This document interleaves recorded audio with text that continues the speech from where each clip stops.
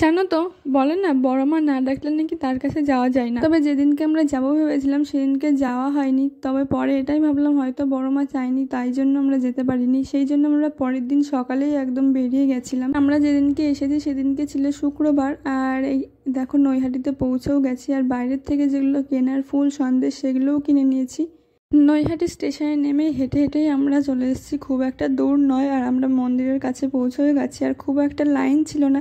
আমি শুনেছি এখানে প্রচুর লাইন হয়, অনেকক্ষণ দাঁড়াতে হয়। তবে আমরা খুব জোর 2 থেকে 3 মিনিট লাইনে দাঁড়িয়ে ভেতরে ঢুকে গেছি। আর এই দেখো বড়মার দর্শন পেয়ে আমার তো অনেক দিনের ইচ্ছে ছিল, তো সেই ইচ্ছেটা আমার পূরণ হলো। খুব সুন্দরভাবে আমরা সামনে দাঁড়িয়ে পুজো দিতে পেরেছি। ভেতরে ভিডিও ফটো তোলা অ্যালাও ছিল না, তবে দূর থেকে তুলেছি, অনেকেই তুলছিল বলে। আর এই যে মায়ের দর্শন করে আর পুজো দিয়ে আমরা বাইরে বেরিয়ে গেছি। আর এইখানে সুন্দর সুন্দর ফটো বিক্রি হচ্ছিল বড় মায়ের। আমরা বাড়ির জন্য দুজনেই কিনে নিয়েছিলাম। আর আর বলি, তোমরা কারা কারা নৈহাটিতে বড় মায়ের কাছে এসেছো সেটা আমাকে কমেন্ট করে জানিও। আর যারা আসেনি তারা অবশ্যই এসো, দেখবে খুবই ভালো লাগবে। তারপর শুনলাম কিছুটা হেঁটে গিয়ে এখানে একটা গঙ্গা আছে, তো সেই গঙ্গার পাড়ে আমরা চলে এসেছি। আর এখানে দাঁড়াতে বেশ ভালো লাগছিল।